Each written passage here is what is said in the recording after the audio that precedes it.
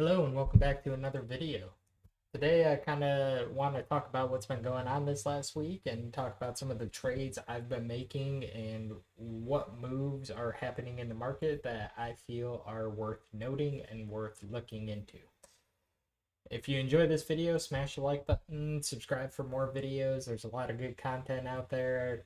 Hopefully some of mine could be considered that. So we're going to get right into it. Today, we're going to view some of my trades for the last week. And as you can see, I bought some Nike. I bought Realloys, which are two multiple stocks that I've been talking about in my past few videos on how they are.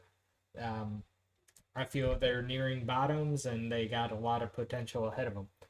I did sell some of my AMD call options. If Once again, I do talk about my own investment strategy, so please do your own research and make sure you set your own ground rules to follow. I have not sold my AMD shares, and we're going to get into that in a little bit. Um, Fidelity also has this loan financing deal to where they'll pay you some APY and you can cancel anytime. I figured I'd see what it was all about, so maybe I could refer that on to you guys. I think you have to have a portfolio that's larger than $25,000 to be able to participate. So you can see they kind of loaned out my Fubo, which it is what it is. After I made my sell, I actually cashed out some money. Remember, you got to pay for taxes and you got things going on in life. So don't be scared to pull some of your profits. And when you pull profits, make sure you're setting money aside for taxes the next coming up April. That's very important for you guys to remember. I did buy some Adobe and I bought a couple of call options for Salesforce. And we're going to get into the reasons why here in a little bit. I sold some more AMD options. I bought some ServiceNow that ended up coming in on margin, and I ended up transferring some more money back into Fidelity, which I understand, pulling money out on profits and then putting money back in. It's not really necessarily the best route for most people. But if you watch my rules video, I don't like to go over about 5 to 10% margin maximum.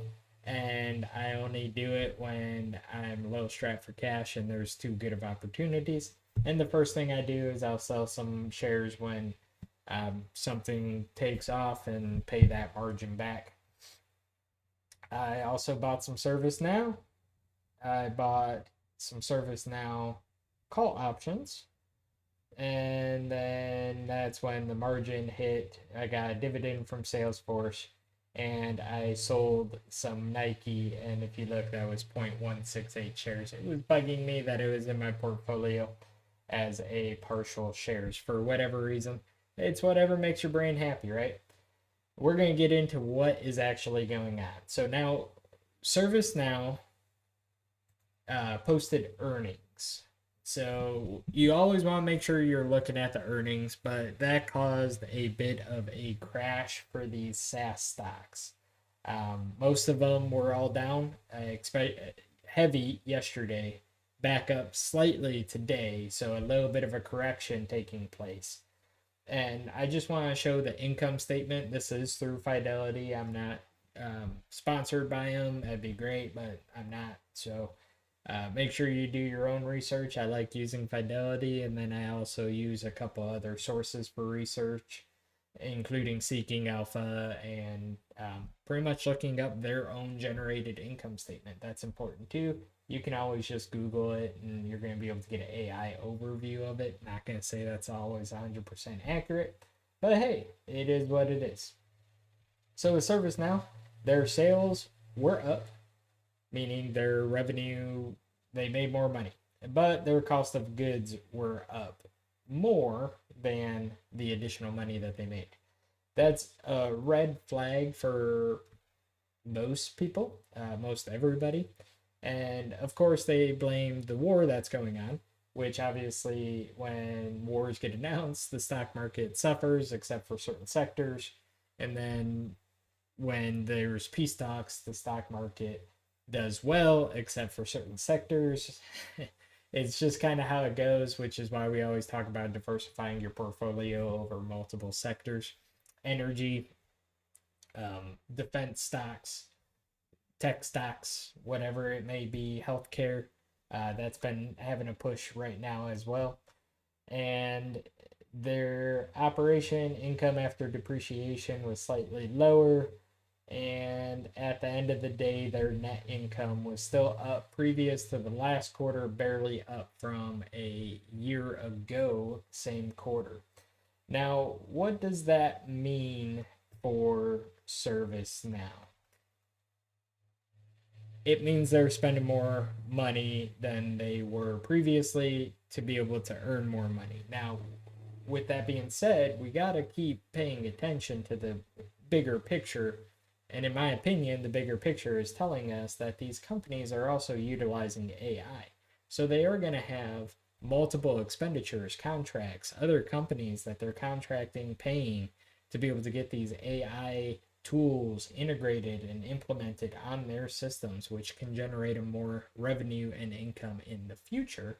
But you have to take that hurt, that loss of profit up front, spend money to make money, right? That old saying.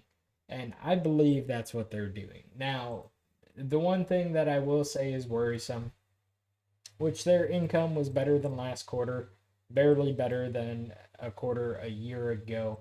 The operating activities net cash flow was significantly lower than last quarter, but barely lower than a year ago, the trailing 12 months, which is absolutely fine to me. The part that I don't like is they actually let their cash and cash equivalents go negative. That is a red flag for me. So I took a look at this and I bought more ServiceNow because of the dip. And then I bought a couple of call options on it as well to try to have some kind of benefit from the dip when there is a price correction. I do believe there's going to be a price correction. When is it going to be? My anticipation is going to be when other companies are reporting earnings and ServiceNow can kind of ride the coattails a little bit, which it happens. Once again, ServiceNow went down because of their earnings report and the lack of peace of that's going on over in the Middle East right now. And with the Strait of Hormuz and all that opening up, that is not actually happening. As far as I know, they started talking about peace talks again today and extending the peace talks, which is great news. I'm more than happy for that to happen, and all of our portfolios will do better for it. Am I still a buy on ServiceNow? Yes. The reason being is we are back down to this resistance bar at 84.18, and that was a great opportunity to buy. It's exactly where I was buying. I was buying at the end of yesterday when they were down near all-time lows, or 52-week lows, 52-week lows, which was on April 10th, but they were pretty close to it. And what better opportunity to buy than at one of their cheapest points? Today, they were back up almost $5. So that's where I was a buy on them. Now, I am going to continue holding ServiceNow. I want to see these other SaaS companies report earnings and see what comes of it before I make the determination of buying more or selling. See exactly what's going on in the market. I believe most of it is just fear in the market on these companies that AI is going to take them out. And I don't think that's the case. I think they're going to implement AI and they're going to surprise most of the market. With ServiceNow being up that almost 6% for the day, that actually allowed some of my call options over here. You can see my couple of call options. I only bought two at $5.81 a share with a $125 strike price on January 15th. So when I buy call options, I'm buying pretty long, far out there options. September 18th right now, January, somewhere in there.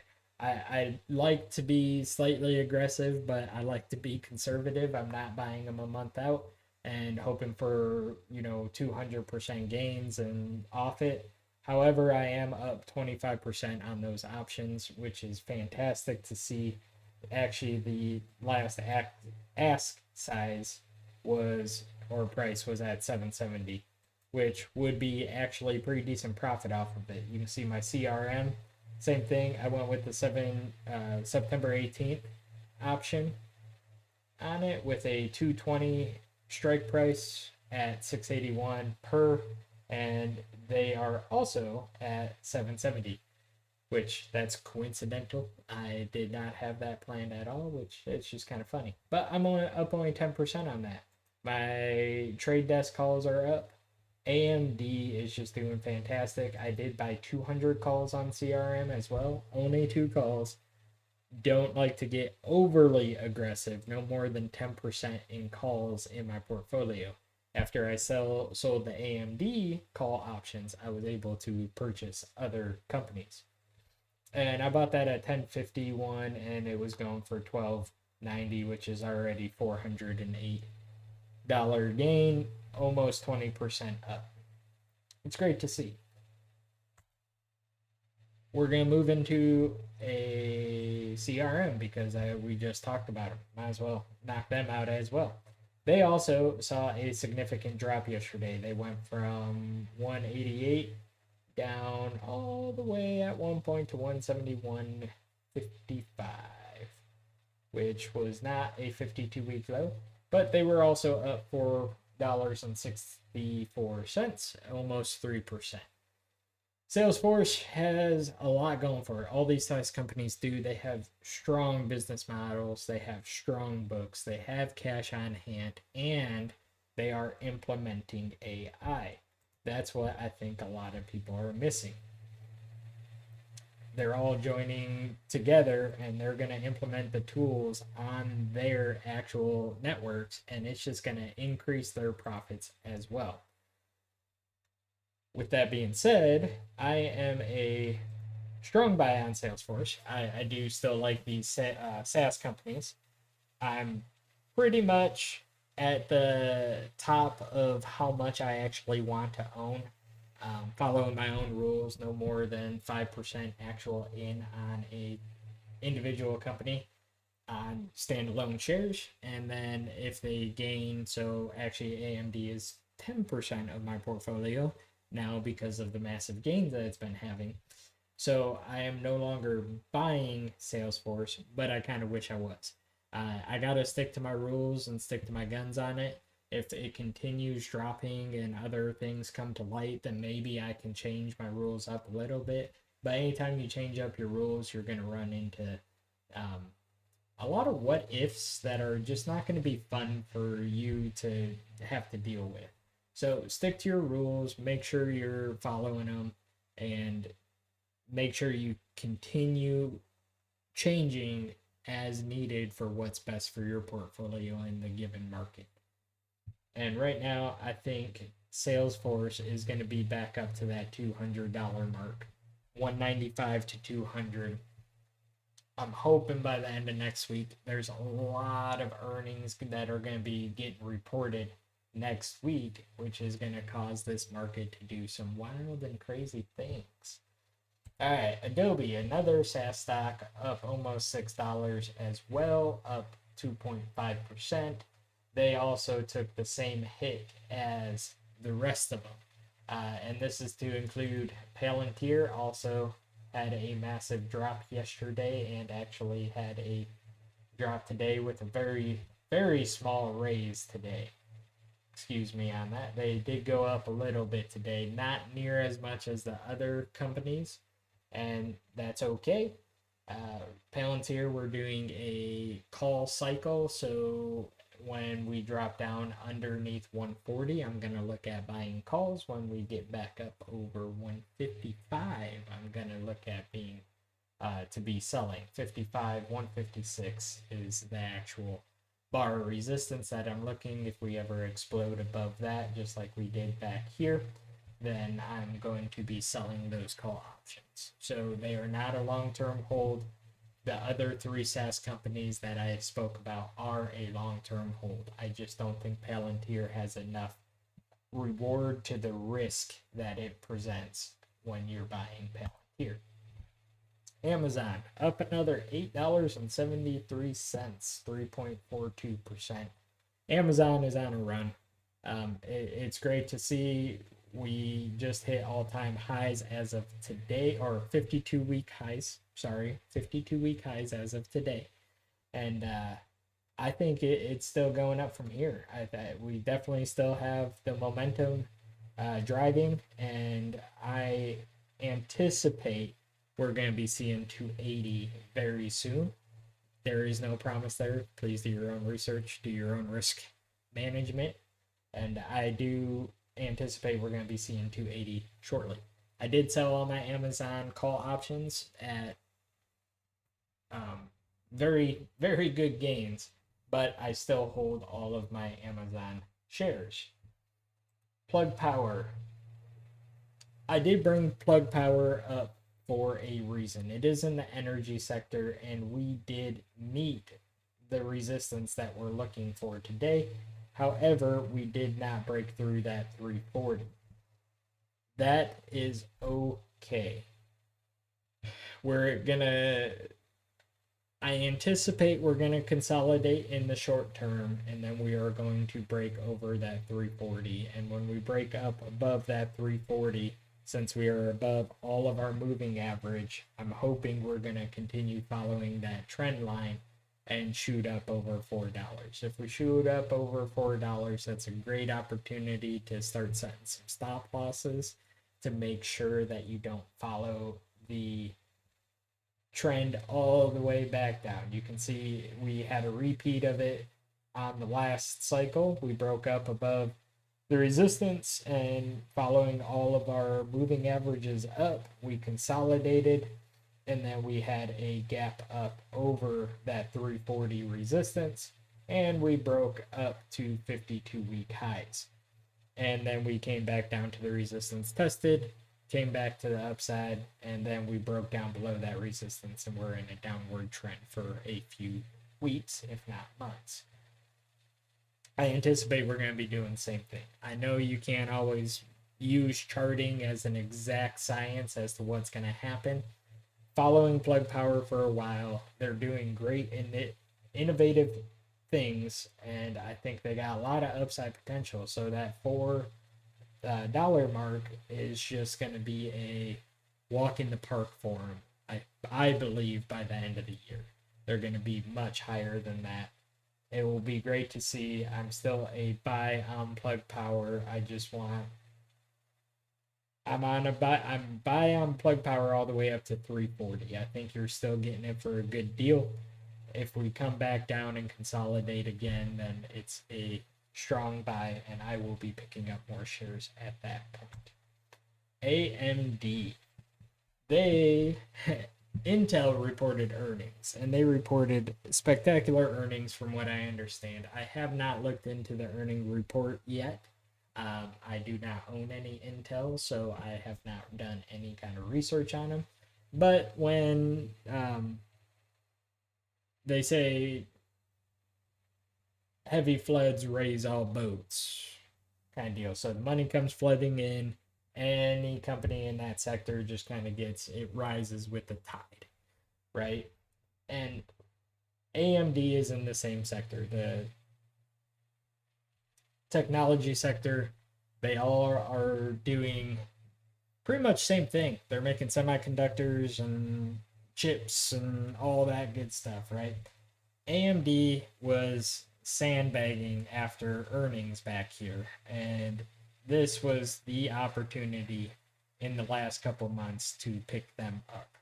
I've been calling them a buy for a while. If you go back and watch any of my previous videos, I was buying at that 200 mark, and we are now at 345.25 with a 52-week high of 352.